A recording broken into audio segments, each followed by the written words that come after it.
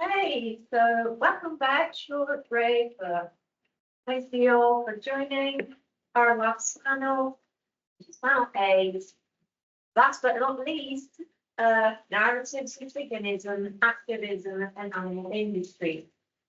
Now, our first speaker is Dunnet. He's in his second year of a PhD at Edinburgh University and is a member of the Centre for Human Animal Studies. His work draws on vegan sociology, vegan masculinities, ecofeminism, and critical animalism, among the others. His thesis adopts an intersectional ecofeminist lens to explore the gender dynamics of vegan activist groups and the gender performances of vegan activists, with a particular focus on the construction of masculinity. Over to you.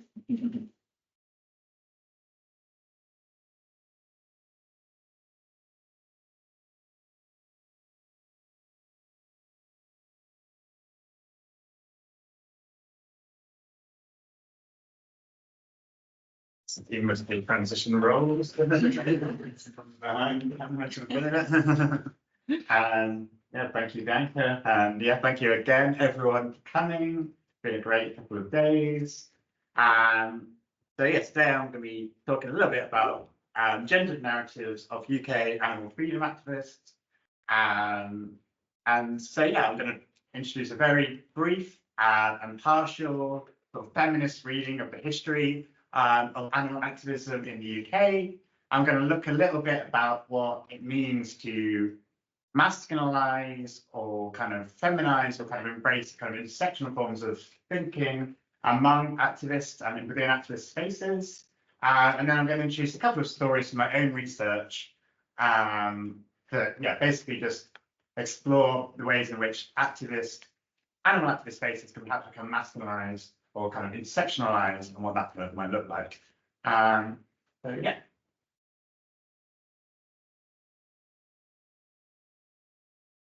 We need two cameras. So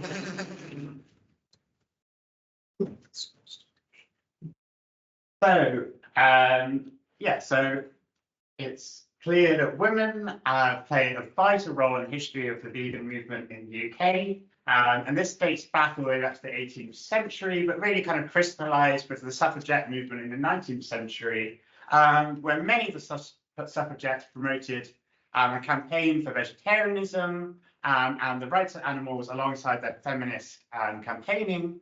And for many of these women, feminism and animal advocacy was really part of a wider social justice movement aiming to make the world kinder, more just, and more compassionate. So we can really see sort of an early kind of iteration of kind of intersectional forms of activist thinking, even if the language wasn't there. However, in the 1970s, we can kind of see a shift in the thinking around sort of animal activism and alongside animal kind of scholarship. And this is largely kind of related to the so-called Oxford group. So a prominent group of male scholar activists, such as Peter Singer, Tom Regan, and Richard Ryder, they really tried to frame themselves as the forefathers of the animal rights movement, and did so in a way in which was quite dismissive of what they saw as the little old ladies in tennis shoes of the previous generation, and so their presence as young academic males is really bringing kind of legitimacy to the movement.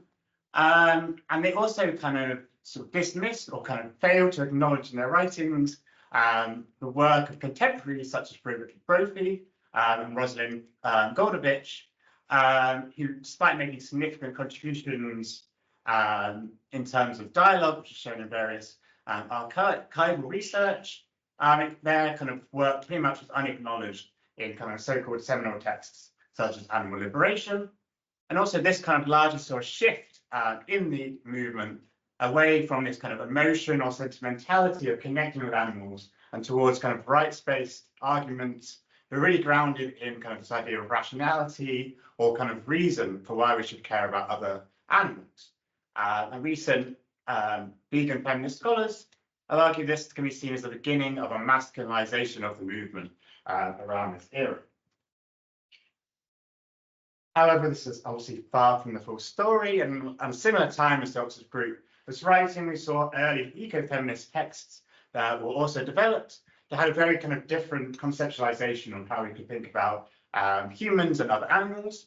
They really focused on the need to reject these kind of value dualisms. So we've kind of seen this word dualism come up a lot over the last couple of days. So dualisms could be male and female, human, animal. For eco-feminists, these create hierarchies of value to reinforce interlinked oppressions that can't kind of easily be separated. And from this eco-feminist perspective, it can be argued that this rational case for animal rights rests on its reason and emotion dualism that ultimately kind of reinforces the subordination of various groups of people. For example, the way in which our society links femininity with emotion and masculinity with reason means that a kind of a rational argument for animal liberation perhaps reinforces the kind of masculine-feminine hierarchy, and it also kind of perhaps continues to subordinate groups within society less capable of producing reason. This includes non-human animals, sort of ironically in the argument, and also perhaps cognitively disabled humans that are less able to articulate kind of rational arguments. And the kind of the legacy of this is perhaps still continuing to be seen in the kind of the modern scholarship, where certain kind of critical animal studies scholars, prominent scholars, draw heavily of inspiration from eco-feminist work in their writing, and that's quite clear to see if you read it. However, this often goes unacknowledged actually within their citations. And again, Roland Raspe argues this again can be seen as part of a history of overprivileging of male voices. And that's both within academia and within activist spaces. So in a recent chapter, Kadri Avik tried to outline some of the ways we can think about how activist spaces and animal activist spaces can become masculinized. So just to highlight a couple of examples, when men have higher visibility and higher ranking with the movement, so despite it being a largely feminized movement where the majority of ground activists are women or gender diverse, you sort of see a glass elevator effect where certain men rise to the top and become prominent, or also organizational structures becoming increasingly hierarchical over time. This is often linked to kind of professionalization and sort of growth as well. Within that article, she also discusses what a kind of more feminized or intersectional form of activism and what intersectional forms of activist spaces might look like. And again, to highlight a couple of examples, this might be about embracing an ethic of care and emotion. So going back to that idea of sentimentality, and sort of we've heard like the ideas again today of entangled empathy and thinking about what that looks like. Another one maybe worth highlighting is this idea of communication over confrontation. So Taylor, who did work in looking at the feminist activist in Ireland and the anti-abortion activist, found that the success of the kind of anti-abortion campaign in Ireland really kind of hinged on this change of tactics away from aggressive confrontation towards women sharing stories, communicating with each other, communicating with the public, and kind of involving more kind of creative and caring forms of activism. So what do I do in my research? Essentially various things, but one of the things in my thesis I want to explore is the gendered and intersectional relations of power within vegan activist spaces. I've done that through narrative interviews of activists of all genders, but I initially started off with 6 initial narrative interviews with activists identified as women, non-binary or genderqueer. And this looked at their various different experiences of veganism, activism, all through this kind of gendered and intersectional lens. And I conducted a thematic and dialogic analysis of these interviews.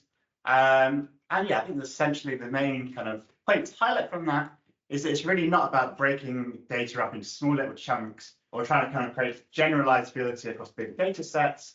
It's really about looking at the specific stories, their meanings, their values, and trying to represent them as authentically as we can.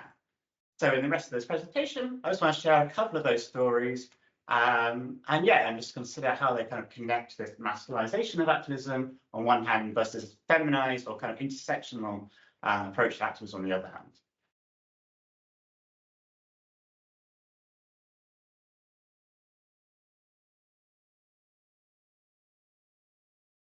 So Gabrielle's narrative demonstrates how certain decisions can lead to a shift towards what we might perceive as kind of masculinized form of activism.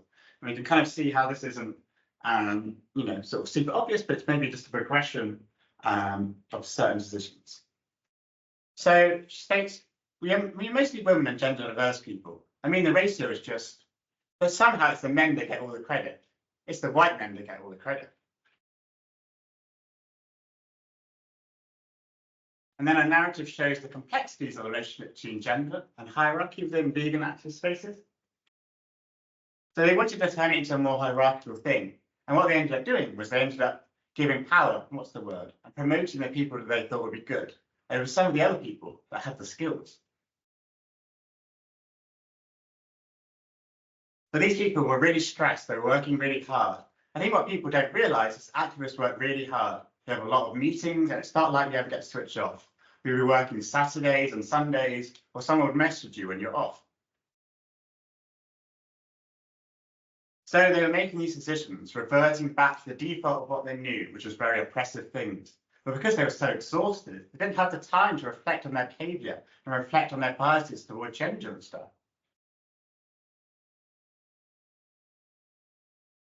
So you would see it was someone who was gender diverse. They came out as non-binary, but they were a man, so assigned male at birth. They still had that privilege of looking, I suggested, passing as male. And yeah, like passing as male. And you could definitely see that person take on this quite domineering thing. And it was changing. It went from we were working together towards something quite hierarchical. Felt like that whole character sort of changed. But yeah, I kind of started getting told what to do rather than being asked how we could work together.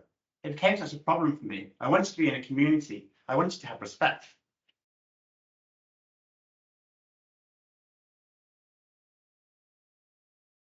And was there a bit of a gender divide in terms of people moving to these hierarchical roles? Yeah, I really noticed that actually. It was, yeah. They're really platforming men, where most of the people were women.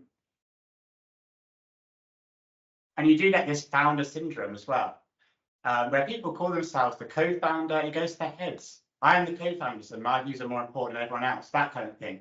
I get a certain say. So there was these people who are men or male passing who got platformed more, although most of the movement were women. It was quite shocking to see.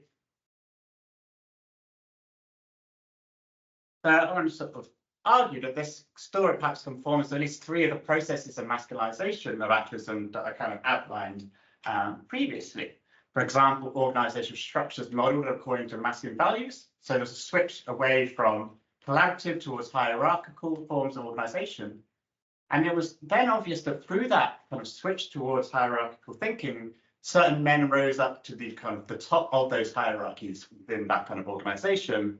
And again, we see that at the organizational level, again, a reproduction of this idea of founding fathers and founding figures, how that kind of influenced the kind of the ego of certain activists and kind of the dynamic between them. And ultimately, this created a toxic working environment and led to women, especially women of color and older women, leaving the organization or even the movement. And I just want to share a second story. This is Tiffany, who reflects on why she left the previous street outreach organization she was involved with, and how she set up her own organization, really kind of reflecting her own values and how I think this aligns with a more intersectional form of activism. So it was very samey, standing doing outreach, quite aggressive outreach, either standing outside a business with a megaphone shouting, or standing at a place where we stand now, handing out leaflets, but not having constructive conversations. So whilst people would come and talk, it was much more, if you don't take the leaflet, we've got a problem with you. It's much more reactive and aggressive. So when she set up her own group, she tried to take a different approach. We try and be more proactive, whether we succeed or not. You can never measure that. But we have a constitution. Within our constitution, we have a equality and diversity statement, and everyone has to sign up to that. We have a vetting process, and we also do training around equality and diversity. We have a deaf member, so every member of the group is required to do sign language training. We have a visually impaired statement. We try and represent as many different people as possible from different backgrounds. We do try and be as inclusive as we can. We're very education-led. This might not be everyone, especially younger ones might want to do something that's a bit more interesting or exciting. There's plenty of other groups who do that. And further, an effort was made to really create a supportive community.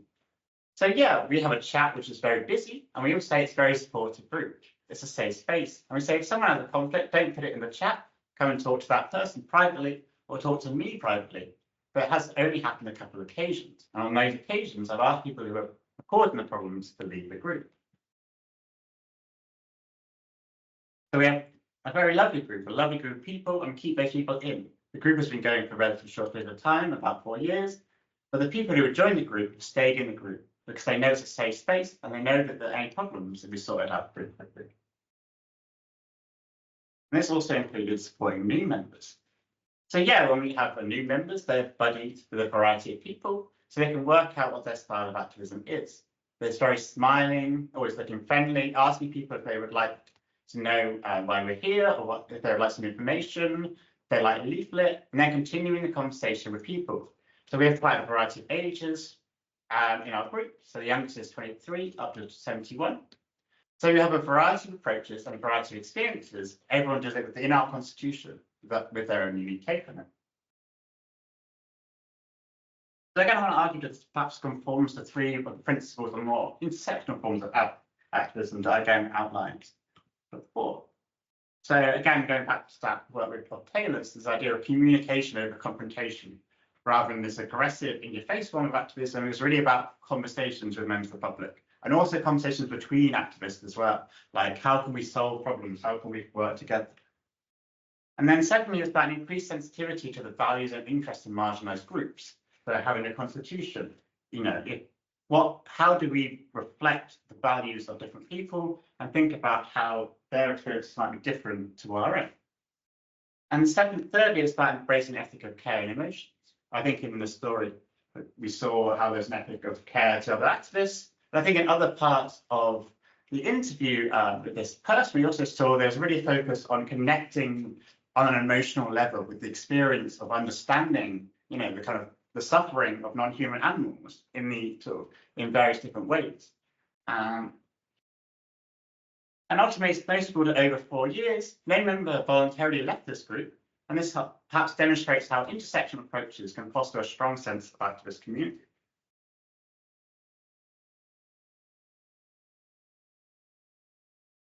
So just to conclude, we argue that women and feminized approaches to activism were really central to the development of animal freedom movement in the UK, but perhaps masculinization took place in the 1970s, despite this continuing to be contested.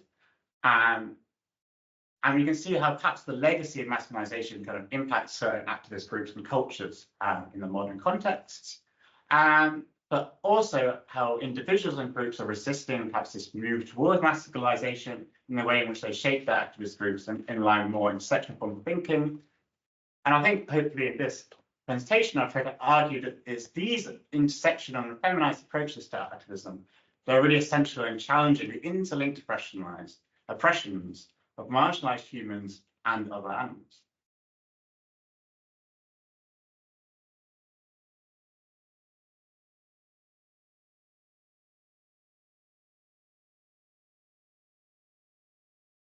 Go back to the behind the scenes. Okay, so our next speaker is Júlia Castellano Llordella. Was a PhD candidate and researcher in the Department of Communication at Universidad Pompeu Fabra, a member of the Critic Research and the UPF Center for Animal Ethics. Her research focuses on vegan studies, particularly on strategic communication for vegan brands and political consumerism, under the supervision of Dr. Núria Almirón. And the paper is titled Narrative Challenges in Plant-Based Marketing, Balancing Pragmatism and Ideal.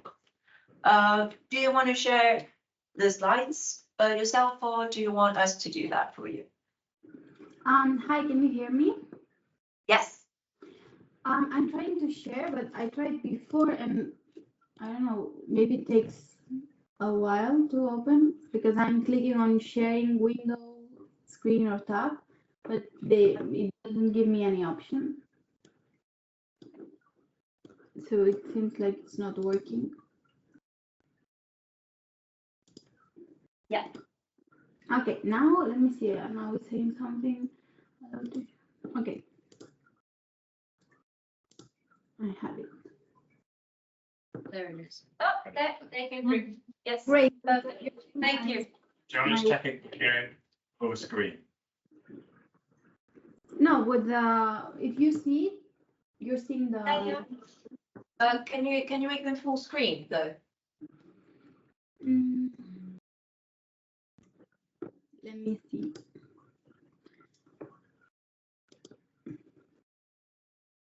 No, or no? It's okay. It's okay. We can read. You're seeing it, the window, right? Yeah, that's all right. Okay, That's fine. perfect. Right. So, well, hello. Thank you very much for being here and for organizing this conference. As they presented me, I'm Júlia Castellano. I'm doing my thesis at University Pompeu Fabra, and I'm presenting today narrative challenges in plant-based marketing. So, when I present, let's see if this works. When I present my thesis to non-vegan audiences, I usually start by discussing the evidence that we have supporting the adoption of plant-based diet. But in today's context, I assume that I don't need to elaborate on this, as we all recognize that a plant-based diet can be better for human health, sustainability, and especially, and most important, for non-human animals. From my experience, though, when I share this evidence with non-vegan audiences, I often receive nods of agreement, but also blank stares or shakes from the public, people that think that I'm merely promoting vegan propaganda. And also, in my conversations with friends and family sitting around the table, they usually seem interested and agree with what I have to say, but in our next gathering, they still bring animal products to the table and continue to eating them. So I wanted to start my presentation bringing to your attention what has been part of my literature review and what I believe that it's very important to remember. And is that these human health, sustainability, and of course non-human animals are compelling reasons to eat a vegan diet. But maybe we have to start examining the underlying motivations for food choices in general. So not only what are good reasons to eat a vegan diet, but what are the main motivators of our food choices? So what guides our behavior? And scientific evidence indicates that taste is the #1 motivator for food choices. So many friends have told me countless times that, well, if all vegan tastes like this, I would be vegan, or I don't know, if all vegan food was like this, then it wouldn't be a problem. And for me, this highlights that the main barrier that they face is a preference for the taste of animal products, or sometimes a dislike for the taste of vegan alternatives. So taste has been found as the #1 motivation when we are choosing what we want to eat. The second is convenience, and how easy it is to prepare food and the accessibility. So how easy it is to find it on the supermarket or your town or your city. And the next is price. The third motivator is the price of food. And well, I don't know about your countries, but in Spain, I would say that the rising prices of food are certainly making cost a primary motivator when choosing what to eat, even sometimes before taste. So far, the evidence that we have is pretty straightforward. Okay, we buy and we choose foods that we like, foods that we know how to cook, and foods that we can afford. The problem is that these motivators often do not align with the reasons that we have to follow a vegan diet. Moreover, when thinking about vegan food, usually people think about a block of blank tofu that doesn't taste good, that they don't know how to cook, and that they believe it's probably expensive. Also, these main motivators for food choice can also be in contradiction with the other motivators, because tastier food usually is less healthy or more nutrient poor, the most convenient food often comes with environmentally unfriendly packaging, and vegan alternatives, lacking the same public funding as animal products, usually are more expensive. So what we have is a very complex map of motivators with taste, convenience, and price in this order, usually considered the foundational drivers. This means those that have to be met before people can consider aspirational drivers, like health, environment, and non-human animals, also in this order. So this is where I believe that plant-based alternative foods, which are products and that imitate animal products and are the focus of my thesis, can have a key role, because these products are designed to mimic animal products in taste, appearance, texture, and use. And so we're talking about plant-based meat, fish, eggs, cheese, and milk. And these products are really relatively new to the market, especially those that can really compete with animal products. And I believe that they have a strong potential to drive the transition towards plant-based diet, because if we look back again at the motivators, they have the power to tackle both foundational and aspirational drivers. Plant-based alternative brands can create products that have the same taste as animal products, that can be cooked in the same way or using the same recipes. And they are already working on new technologies to make their products cheaper, because since they don't have this public funding, they have to innovate on the technological side to make the product more affordable. And of course, since they are plant-based, they have the potential to be more healthy, to be more sustainable, and they are more compassionate towards other animals because they don't use other animals. So I believe that studying the communication strategies of these brands, that is what I do in the thesis, it's also important because they are already communicating these changes that we want to see on the broad population, and they are already facing the challenges that we as activists or public institutions in the future, if they want to start promoting this transition, will face. So they are also already identifying and overcoming these barriers when talking to the broader audience. So in my thesis, what I do is examine this narrative surrounding plant-based alternative food through the analysis of their social media content, and also examine the production of these messages through in-depth interviews with CEOs of the companies and the people that is in charge of the communication campaigns. For me, it's very important that I've only selected vegan companies. So only brands that sell only vegan products, not companies that also sell animals products but offer some vegan options. And this distinction is very important for me because it separates strategies aimed at selling more products from those that genuinely aim to change attitudes, behaviors, and the world. Because my goal for the thesis is not to find the best marketing strategy to sell plant-based products, but to find the best tool for change. So I'm still in the analysis phase of my thesis, which much data left to analyze and many interviews to conduct.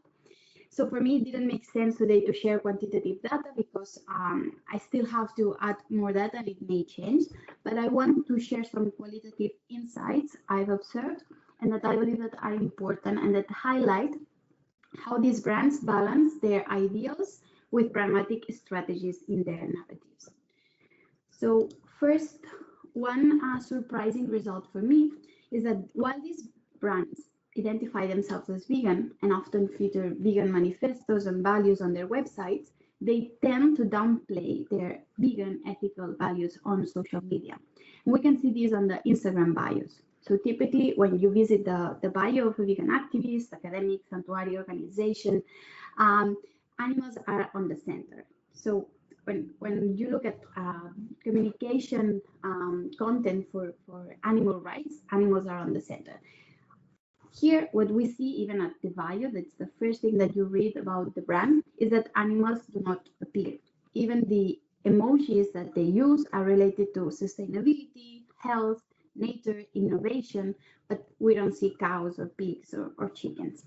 So this is very interesting for me, and it's also that I also find in the interviews that they say explicitly, like they want to put the focus on the taste and the health benefits and also the environmental benefits, and maybe even if they believe that animals and non-human animals are the main reason they exist and they do this, maybe not include them under a communication strategy. This is because they are trying to avoid the negative connotations associated with the term vegan. And even if they identify as vegan brands, they find that people prefer the term plant-based because it's not related with moral values, or it doesn't have like a moral evaluation for them. This aligns with previous findings that were very interesting, comparing the packaging of vegan brands and humane meat. And they found that vegan brands are more likely to use taste appeals, while humane meat packaging emphasizes animal welfare.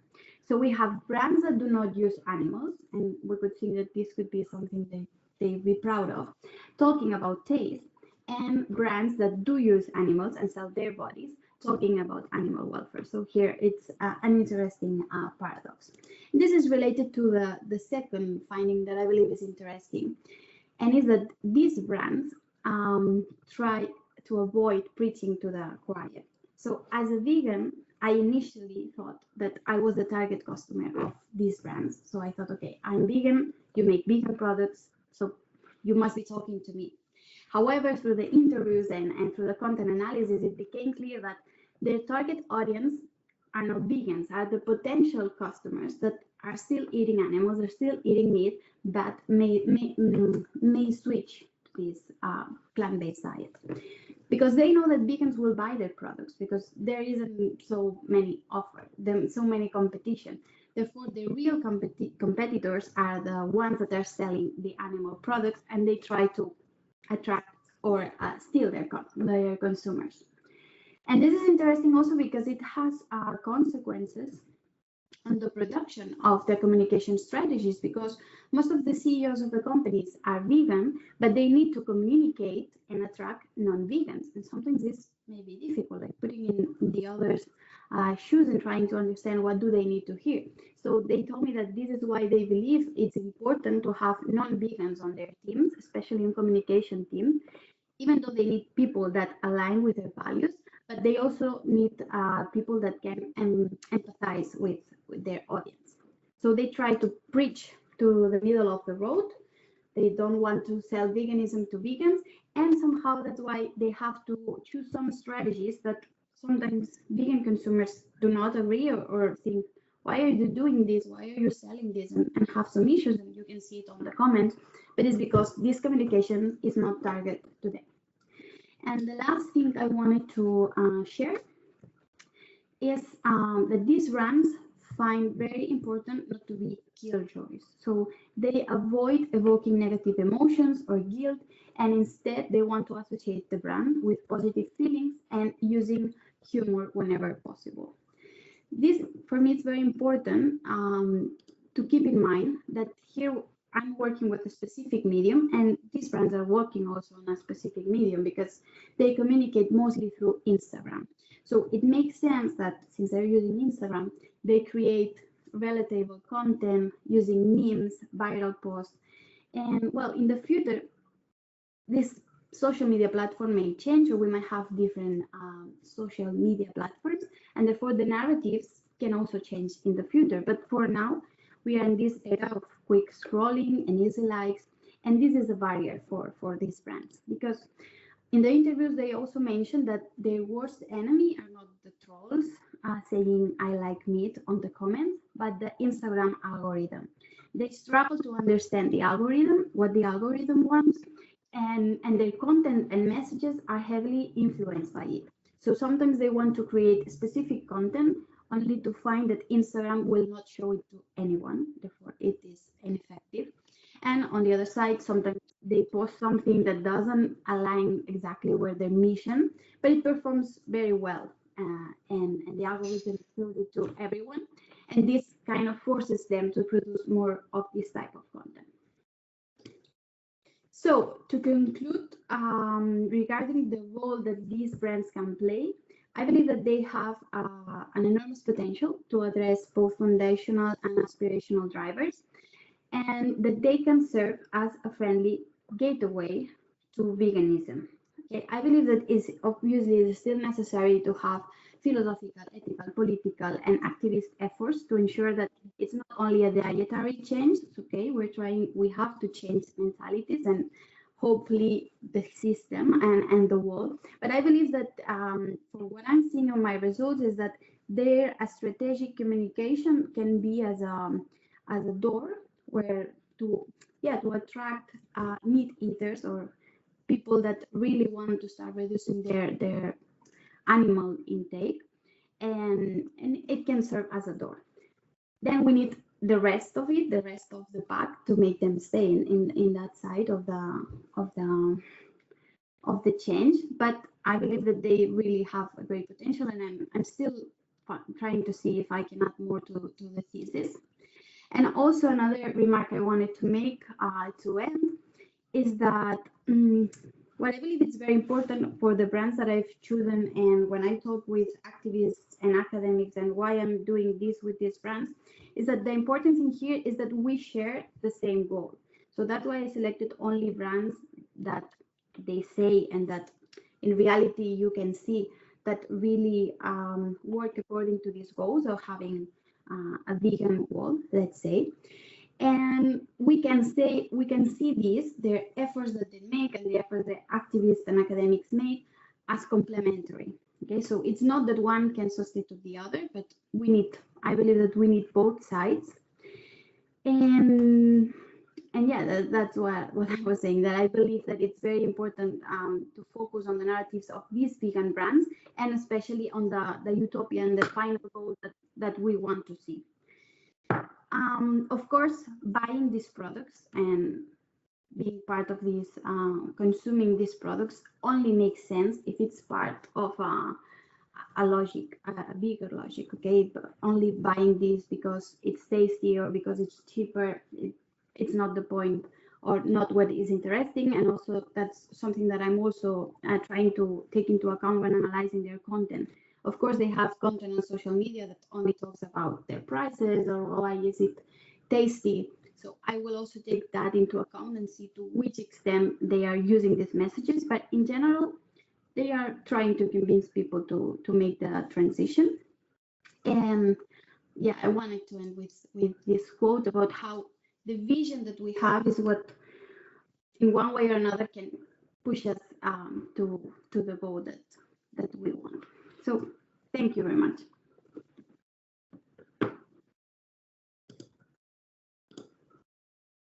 you very much for your brilliant presentation. Our last speaker for this symposium, for today and for this panel, Daniel, can you share your slides as I introduce you, or do you want us to do that? I'll try that. Oh, great. Yes. Perfect. I'll introduce you then.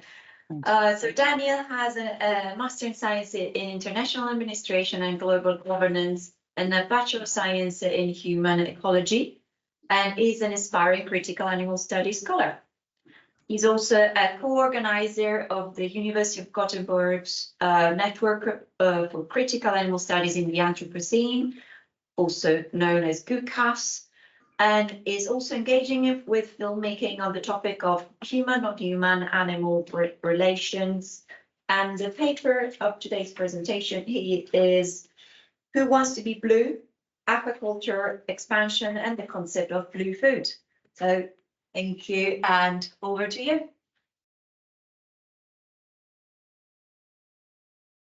Are you running to share your own slides, or do you want us to share your slides?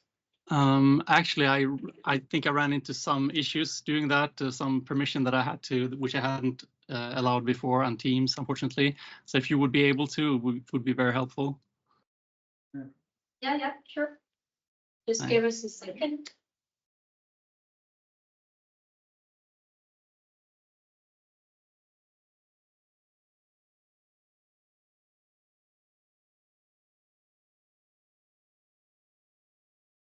let us know when you want to change the slide then. Thanks a Yeah. lot. Perfect. Thanks. Thank you. So, sorry, 1 second. Yeah, so yeah, thanks a lot for the presentation and for having me. And so my presentation is based on a paper that I wrote, and the title of the presentation is Who Wants to Be Blue? Aquaculture Expansion and the Concept of Blue Food or Blue Foods. It's used a bit interchangeably.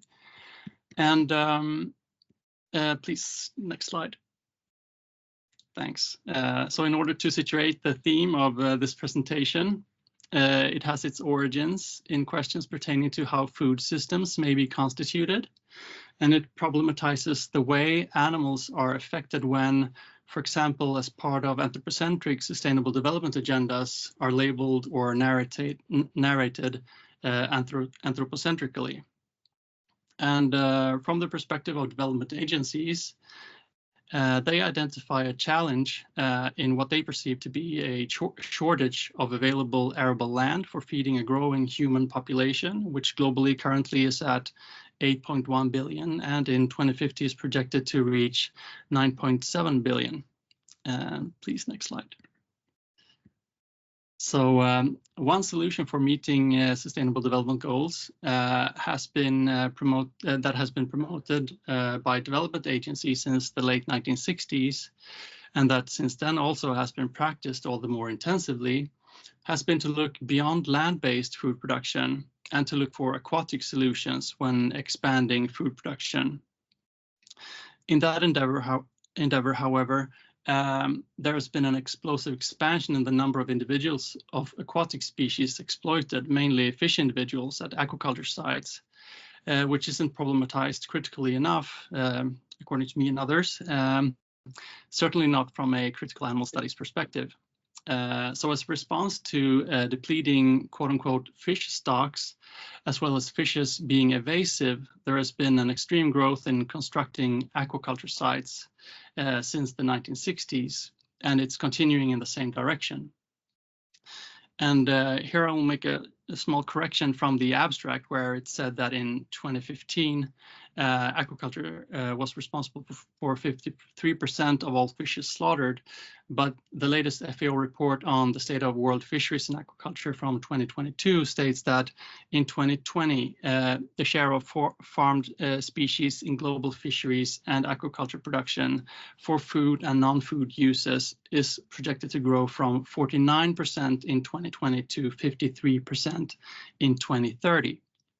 And regardless of the exact percentage here, to me personally, it is an eye-opening and hard to grasp and a very sad realization that about every second individual of fish slaughtered around the world today live their entire existence in captivity at aquaculture sites. So next slide, please. Yeah, so now what this presentation will focus on is the concept blue food, which was launched in 2021, and which is a term defined as food derived from aquatic animals, plants, and algae that are caught or cultivated in freshwater and marine environments.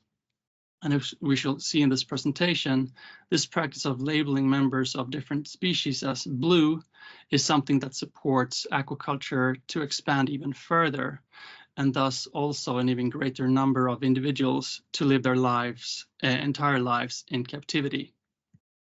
Oh, next slide, please. And so before analyzing the blue food concept, I'd like to just take a shorter look, sort of historically a little bit, yeah, how different maybe colors and so forth has been used in a growth promoting growth promotion framings and so on. So in the endeavor to communicate, to frame sustainable development and growth agendas, there is a history of using colors such as green and blue. As in 2012, during the United Nations Conference on Sustainable Development, also known as Rio +20, which endorsed the concept, the green economy. And in 2013, something called the Blue Growth Initiative was launched by the United Nations Food and Agriculture Organization, FAO. And blue growth is defined as sustainable growth and development emanating from economic activities using living aquatic resources of the oceans, inland waters and coastal zones that minimizes environmental degradation and biodiversity loss and maximize economic and social benefits.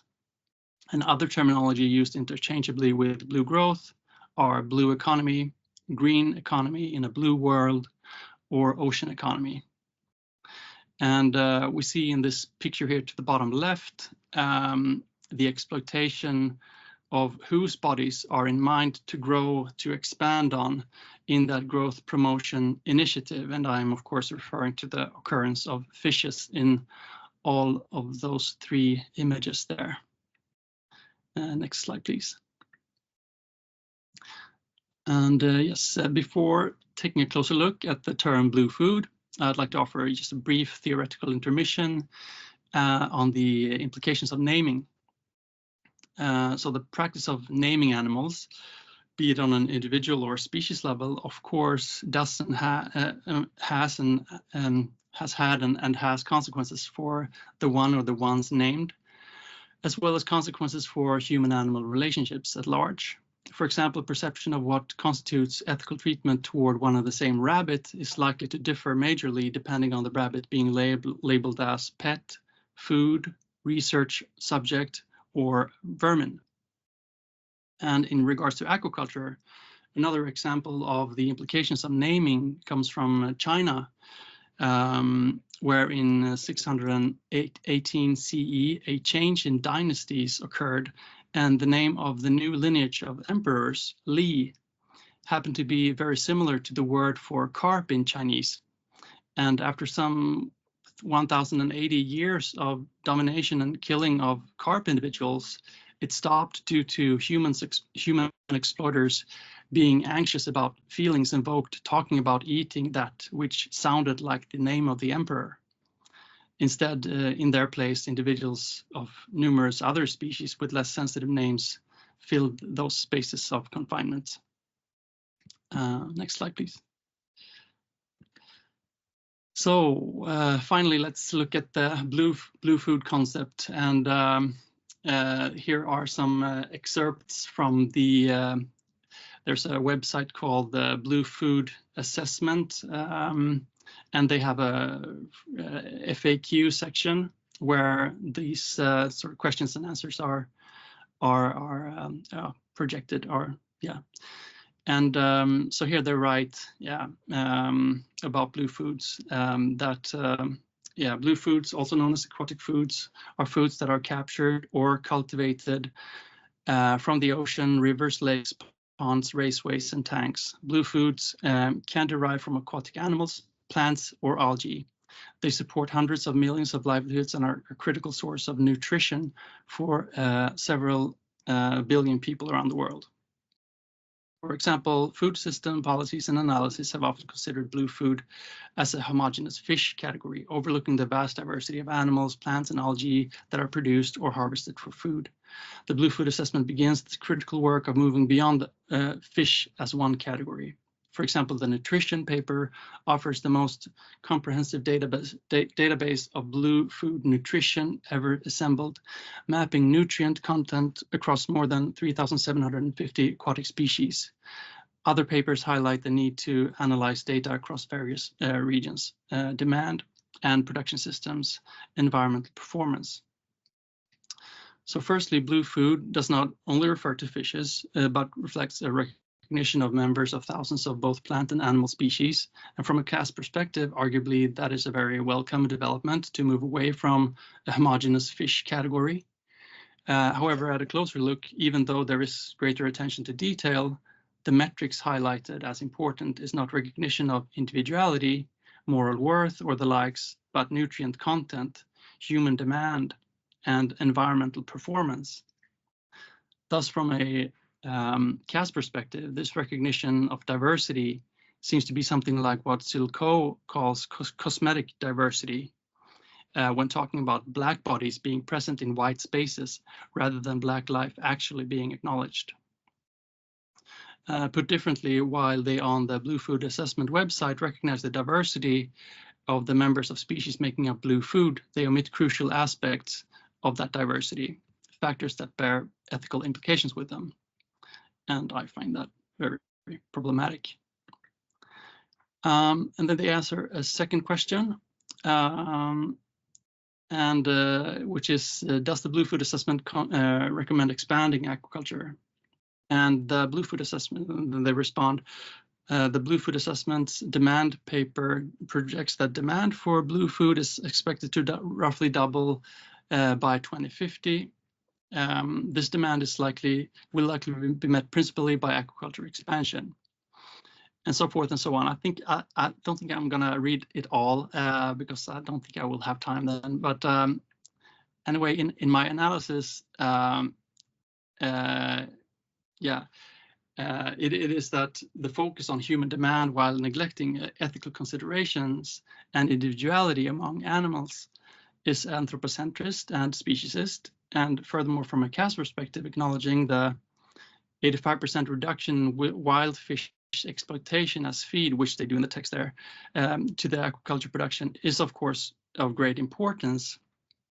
However, soon again, we are reminded that it was not the spared lives of individuals that mattered, but sustainability and environmental performance. Thus, the answer from the Blue Food Assessment seems to imply an indifference to the scale of domination and neglect of desires among the individuals whose bodies make up the end product of what is produced. And what seems to be expressed in the answer is an interchangeability between animals and plants, implying a de-animalization of those animals. And in sum, the Blue Food's conceptualization as represented by the Blue Food Assessment, due to its passive or even supportive stance to the question of desirability of expanding agriculture and the increasing exploitation of aquatic animals that it would entail, contributes to what Zygmunt Bauman calls adiaphorization. Sorry, I might have missed to ask you for the next slide, but there's a slide there with a quote. Yes, thank you. So adiaphorization, meaning making certain actions or certain objects of action morally neutral or irrelevant, exempt from the category of phenomena suitable for moral evaluation. Yes, a little bit more of an analysis then, sort of a first recognition when confronted with the term blue food is that it functions as mass term, regardless how much blue you add to blue. Sorry, if you could please change slide. Thank you. Yes, regardless how much blue you add to blue, the result is blue, and the same way with regardless how much food you add to food, the result is food. And this mass term language use suggests an interchangeability and a deontologization of the unique individuals, unique subjects who make up the blue food. And another way of putting it is that the individuality is removed and those who blue food refers to become absent reference. And this way, the blue food conceptualization functions as an oppressive conceptual framework as it explains, justifies, and maintains relationships of domination and subordination. And then I think we won't have time for the next slide, but I think we have time, so don't worry. We do. Oh, yes. Perfect, thanks.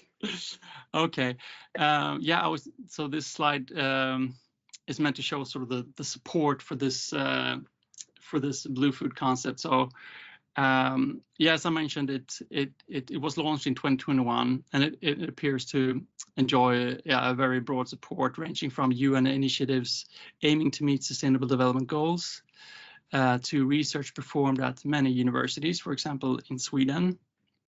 And seemingly at the center of advocacy for the blue food conceptualization globally is the Blue Food Assessment, then, which is, and I quote, an international joint initiative that brings together over 100 scientists from more than 25 institutions around the world.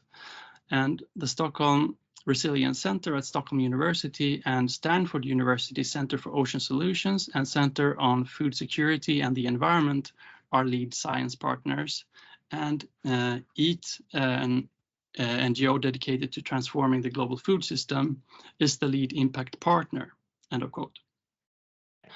And next slide, please. And yeah, from a CAS perspective, recalling that the Blue Foods Assessment is an international joint initiative that brings together over 100 scientists from more than 25 institutions around the world, it is very, I think, frightening to take part of these anthropocentrist and speciesist narratives and discourses expressed on their website, as it serves as a platform for proliferation of their recommendations. So yeah, I think, though, that their narratives are not surprising, considering the seemingly strong historic ties to human and sustainable development agendas, including the different variations of growth-promoting framings. And these frames, be they colored in green or blue, their commonality is their commodification and exploitation of non-human resources that humans claim ownership over. And I believe this makes the task of CAS scholars all the more vital to make up a counterweight by engaging in a discursive battle in this domain, which not least has to do with deconstructing normalized perceptions and constructions of what animals are, to recognize that they are not fixed in different ways determined by their history and genetics, but that they are continuously becoming, to recognize that they are what they are capable of, including to recognize their resistance to domination. So I think 2 more slides. So sorry, yeah, please, the next one. So to conclude, my argument is that fishes, at least members of species most exploited at aquaculture sites, such as salmon, tilapia, and carp, have begun to, and given projected developments, increasingly will be ontologically understood as farm animals, leading to normalization of captivity and domination of fishes from birth to death. And yeah, finally, conceptualizing individuals of aquatic species as blue food seems to be yet another anthropocentric practice of naming that facilitates and promotes further exploitation of those assigned this label. And under this paradigm and in general, I believe the question is warranted: who wants to be blue? So I think that's 1 more slide there, maybe. Yeah, I mean that's the last one. I don't think there's a yes. Thank you so much. Thank you very much.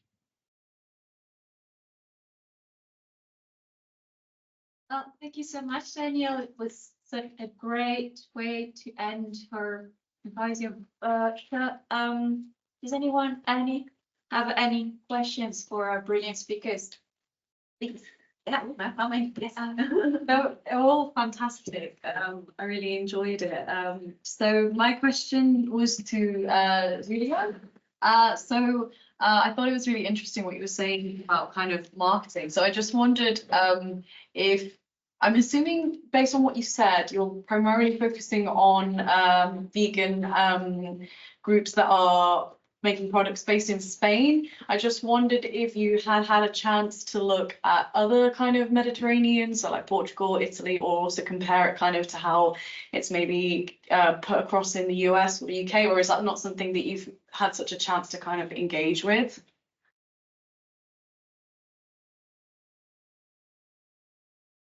Sorry, you're on mute. Yeah, please, can you unmute yourself?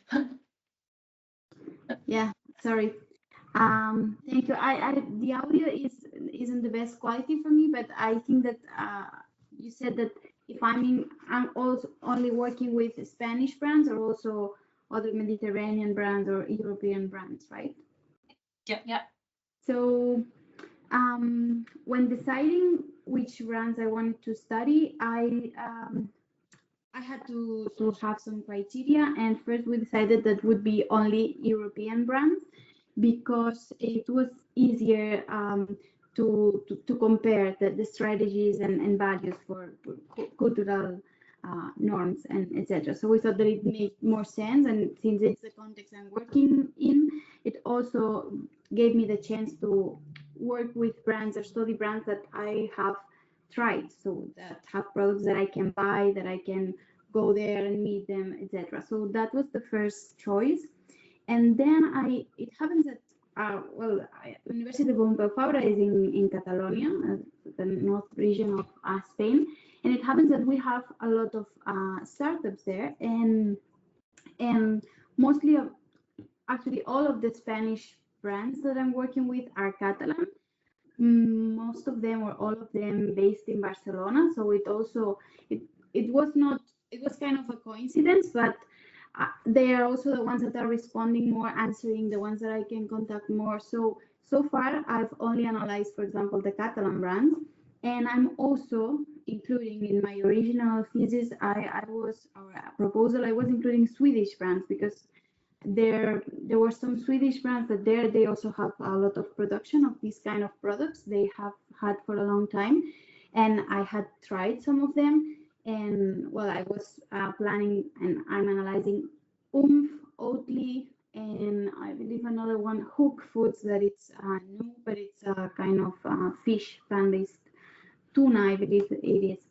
The problem is that, for example, Swedish brands, I still haven't got the chance to make an interview with them. I was planning to do and stay there, but they haven't replied. So it's very difficult to access them, maybe because they're vegan, but I don't know. Like, for example, with the Catalan brands, the bigger ones are also difficult to access, but you can find them in events or vegan fairs or whatever, and I had the chance to talk with them personally, so I'm still struggling. So my idea is to include some Catalan brands and also some Swedish brands, because I cannot do all the vegan brands that are in Europe, but I still have to see if they respond and that if I can find a way to collaborate with them. But my idea would be this. Excellent, thank you. Thank you guys, that was super interesting. Cameron, I've got loads of questions, but I'll pick your brain after. Just a few highlights that I've noted down, like this kind of sacrifice in our values to gain like airtime, like through this masculine lens, it's really fascinating to me, like, because as an animal rights movement, we want people to hear all our messages, but we're only getting on these very hyper masculine programs like GB News and stuff, and mainstream news. That's one thing. Another thing is, I've noticed in the movement a chain of forgetting of the history, like you mentioned with the Peter Singer stuff. There's like a forgetting before then, but also quite recently. I remember when I started activism, with a lot of like Earthing Ed and James Aspie and Joey Carlstrong, as a kind of, it's never been like this before.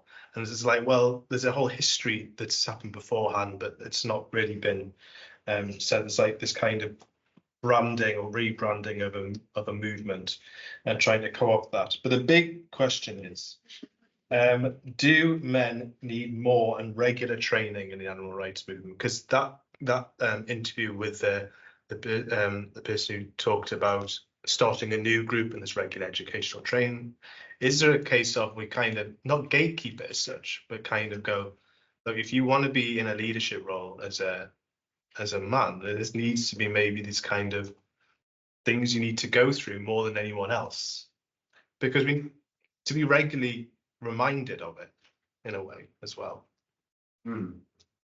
It sounds really naive, or as I said, but I'm fascinated to how we solve this problem, because it is a big problem. It's happening all the time.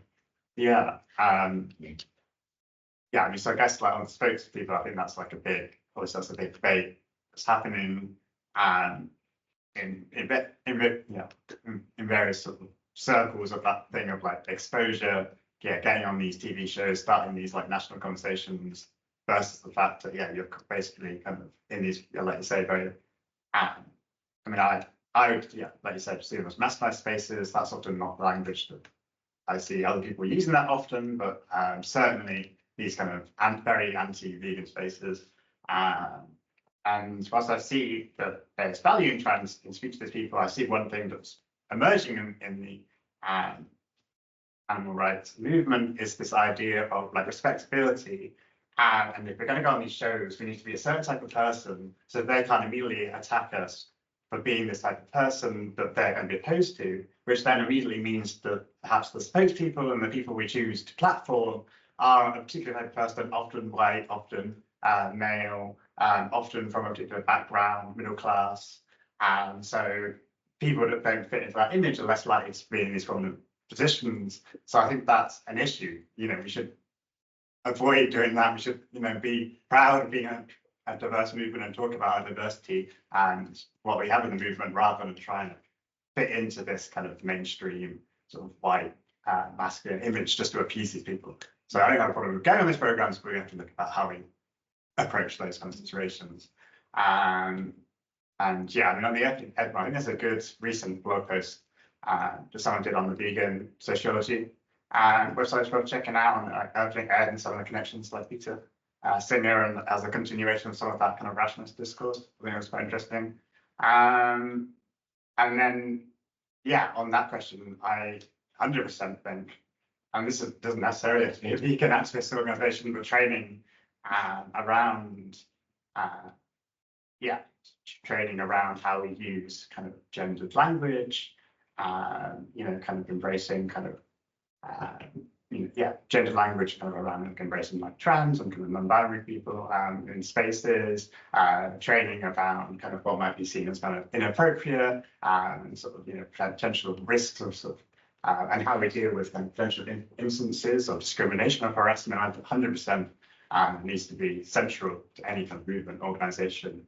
And I think obviously it's like some movements some groups don't want to have that sense of like infighting and stuff like that, so sort of shy away from these things. But actually, I think once you tackle them more head on and sort of actually approach it within the philosophy of your group, find that long term you're going to end up with less of these problems occurring. And I think we talked a bit about brushing things under the rug earlier, and it's like, eventually the rug's going to swell up, like, so I think it's better to try and just tackle these problems and really kind of create spaces where people just feel comfortable to be in, no matter who you are or what you look like. There's a question online. Yeah. Oh. You want to share this? Well, so Daniela, can you please, we please have your question? Thank you. Yeah, thank you. That was really, really interesting. I have a question that I for Daniel. While I was hearing what you were saying, I was also thinking about how the blue humanities are maybe think about, not the blue humanities, sorry, the idea of eating fish is thought about in Peru, where fish is used a lot in campaigns against, how do you say, anemia, like people who have iron deficiency. So I was thinking, what happens if we think about what you said from a context where fish is actually used because 30% of children under 5 have iron deficiency, right? So how does the shift to critiques of eating fish change when the positionality is not Europe, right? Where it's maybe easier to do this. Yeah. Yeah, so I mean, personally, I don't know if I should start with a personal perspective that I, of course, think it's super important to be mindful of different contexts and to not critique people in different parts of the world who are maybe living in island nations or living in really vulnerable positions, and of course not to sort of focus or like to point critique to. But of course, more sort of the people who are in a position to make other choices and so forth. But yeah, maybe that's more on the personal side. But yeah, no, I think that's also something that sort of the way that things are framed is in order to combat different sustainable development goals, goals of for like human development. It's promoted to exploit animals in those in order to meet those ends. And to me, it's a bit interesting that it's like some of the most vulnerable positions of the world, some the subject positions, are sort of put to against each other in a way that in order to alleviate the poorest human population, we are promoted, we are what's it called? Yeah, we are encouraged to exploit an even more like vulnerable position.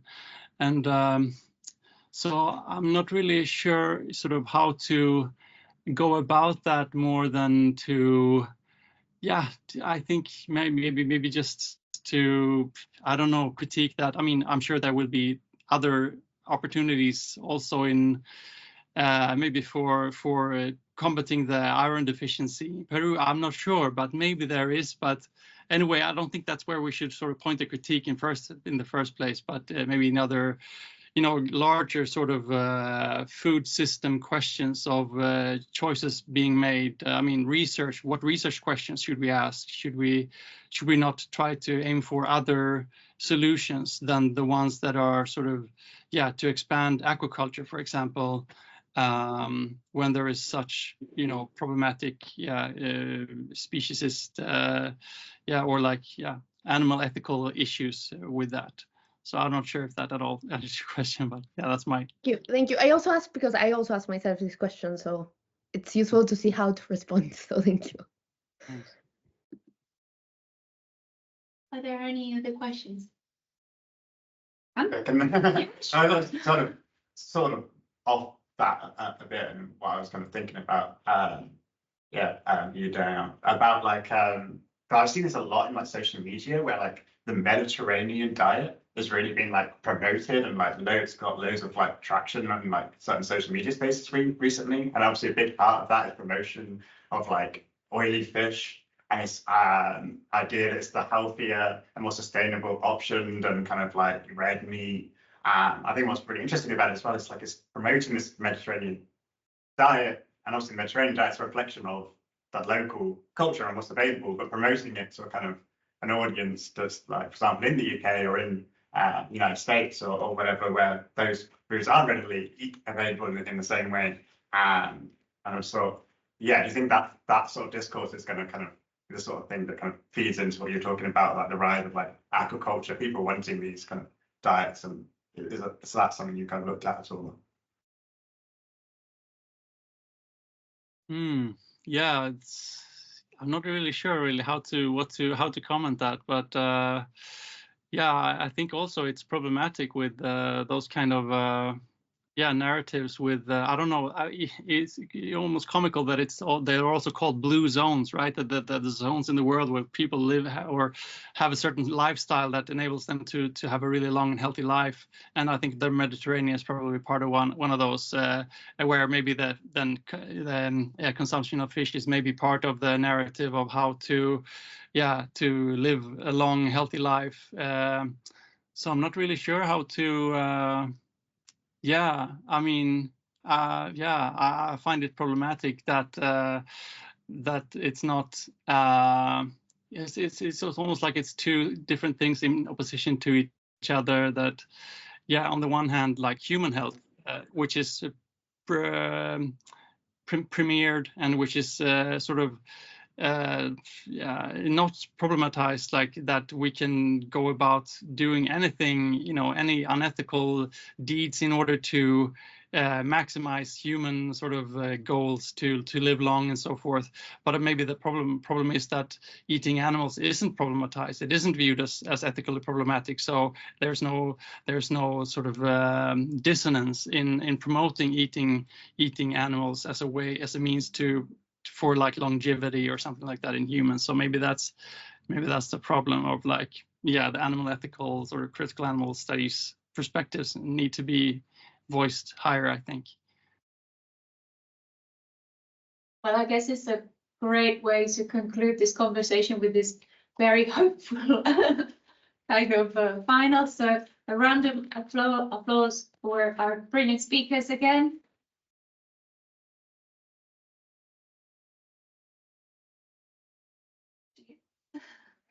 So just before we have the closing remarks of the conference, we've got the pleasure of having Gordon Meade with us. Gordon Meade is a Scottish poet, and in fact he's been the Royal Literary Fund Writing Fellow at the University of Dundee. He's read his work throughout the United Kingdom and Europe, and has given a number of online presentations of his work at a variety of human-animal studies conferences. His most recent publications include Exposed, Animal Allergies, and Zoo Speak. Hey, over to you, Gordon. Thank you for being here. Thank you. Thanks for that introduction. It's great. What I'm going to do is I'm going to read a short introduction the preface to a collection I'm working on at present called The Resurrectionists, which attempts to look at the ethical issues regarding de-extinction and tries to do so from the point of view of a number of more than human animals. And I'll read the preface and then read, depending on how much time we've got, maybe 4 to 5 poems from the collection. It's sort of set in the future. The poems are written in the 4th quadrant, Northern Europe 2087. And this is the preface, The Vanishing. As we approach the midpoint of the 21st century, we found ourselves living in a world and in a way of living within that world that no more than half a century before we would never have imagined possible. Almost all our fellow creatures had been lost. And after what would be called the vanishing, a number of scientists who called themselves the resurrectionists took it upon themselves to attempt to reintroduce a number of the planet's lost creatures using the rapidly developing art and science of gene editing. The first poem is called Goat and plays with that idea of G-O-A-T and what that stands for. On the 6th of January in the year 2000, a goat, perhaps not the greatest goat of all time, but nevertheless the last of her species, a bucardo, passed away when a tree fell on her in the Spanish Pyrenees. Luckily, or unluckily as it turned out for her, a team of scientists, perhaps an early version of the resurrectionists, had already taken samples of her DNA and set about trying to bring her back from the dead. In the end, they did manage to do what it was that they set out to do, if only for a few minutes. There was something wrong with the newborn kid's deformed lungs. And after 10 minutes or so, the bucardo was extinct again. The book's in 4 sections, and the first section, the resurrectionists look at long extinct animals to try and resurrect them. The next poem is called The Not So Woolly Mammoth. I think, if I am not mistaken, that you took a few strands, or is it spirals, of my DNA from the tusk of a well-preserved corpse in the Siberian tundra. Then you mix them up, or is it entangle them with those of an Indian elephant? Implanted in another elephant's womb, we both waited until it was time for me to come. When I did, it was, to begin with, nothing more or less than a miracle. A hirsute female calf, the spitting image of those you had seen daubed on the cave walls at Lascaux. In time, unfortunately, my hair began to fall out. Too much elephant, I guess, and not enough mammoth. In the end, I didn't survive that long. And anyway, by the time I was an adolescent, I was already completely bald and totally gray.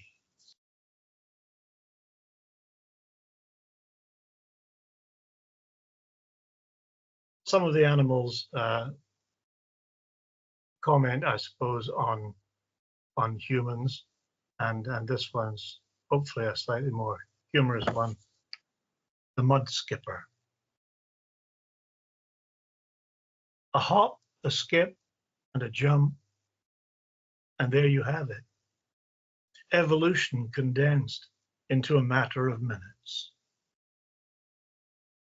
We were not the first fish to forsake the rhythms of the sea for the stability of land, or at least for the somewhat sinking feeling of cloying mud and shifting sand. Deprived of any lungs, we somehow learned how to breathe through our skin. And without any limbs, we somehow struggled to get by with only fins. Just look at what we have managed to achieve without any editing of our precious genes. When it gets too hot for us to handle, we just dig ourselves an underground chamber and wait for the tide to turn. Just another two. The white-rumped vulture. You never really realized that we were disappearing, nor at such an alarming rate. At least, not until the charnel grounds within Tibet and the towers of silence in Mumbai gradually became filled to the brim with the rotting carcasses of your friends and families. It is a bad omen for the dead to be unattended to, by which I mean in this case uneaten. Our DNA was everywhere, but unfortunately contaminated by the diclofenac, which almost single-handedly had led to our demise. And so began the painstaking process of our resurrection. Once there were enough of us deemed to be clean of the drug, we then became the victims of an intense captive breeding program. Before at last, we were released to roam free among the mountain peaks. Once more, to fulfill our roles as undertakers by finishing off the last remains of your nearest and dearest. In the final section of the book, once it's finished, the resurrectionists turn their interest to working with humans, and they discover an imaginary usiome, which is a sort of an essence of the human that is available both in dead bodies, in the interest that person had through their life, what they leave, their legacy, etc. And they begin to work with that to recreate these people, or certainly the aspects of them. And the one I'm going to read is called At the World's End. And the two people whose usiomes they take to create another person, in this case, are Jim Morrison, the singer of The Doors, and Janis Joplin, the rock singer again. His essence has always been hard to pin down. Some of it was found in a dog's abandoned bone, some on the skin of a Komodo dragon, some in a hypo filled to the brim with skunk, and the rest in a lukewarm bath in an apartment in Paris. Hers was quite similar, both of them having been members of the infamous 27 Club. Hers was scattered along the length of the West Coast, from Monterey to Hollywood. Some was extracted from a piece of her heart, some from the edge of a hotel table, and the rest from the dregs of a half-empty glass. Implanted into the womb of a senior lecturer in quantum physics, her son refused to ever try to become an academic and ended up instead tending bar at the world's end. Thank you very much for listening. That was the first time I'd read these poems in public, so thanks for allowing me to do that. Thank you. Well, thank you. So nice to have content. Okay, all right. Thank you, Gordon. All right, I think we're about there now. I'm going to wrap up with some closing remarks of this 2-day conference. Yeah, thank you to everyone who's been participating online. Yeah, I just wrote a little something out here when I was asked to do some closing remarks.